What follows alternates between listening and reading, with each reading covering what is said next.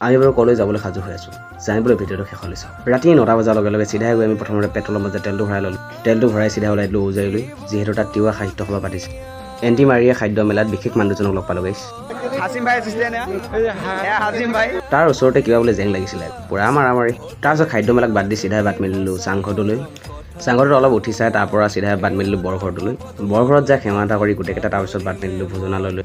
ভোজনালয়ত anti মাৰি কি দেখি ইমান খোৱা মানুহ একেলগে খাব পৰা ব্যৱস্থা দেখি খুবেই ভাল লাগে। তাৰপিছত প্ৰগ্ৰাম চলিলোঁ এণ্টি মাৰি বিশেষ বস্তু দেখিলোঁ গাইছ, এই মাইকবোৰ চাওকচোন। তাৰপিছত আমন্ত্ৰিত কণ্ঠশিল্পীৰ প্ৰগ্ৰাম অলপ চালোঁ। তাৰপিছত খুৰাৰ ডেন্স চাই চিধা বাট মেলিলোঁ চৰা ঘৰলৈ। তাত যাই বহিব লওঁতে লগৰটোৱে লগ ধৰিলে বল চাংঘৰটো। লগৰটোৰ কথা পেলাব নোৱাৰি গ'লোঁ। চাংঘৰটোত গোটেইকেইটাই বহিলৈ অলপ লেকচাৰ মাৰিলোঁ তাতে লেকচাৰ মাৰোঁতে টাইমে হৈ গ'ল গাইছ, মানে programme finish. চাংঘৰটোক bye by the চিধাই বাট মাৰিলোঁ বাইককেইখনৰ ওচৰলৈ।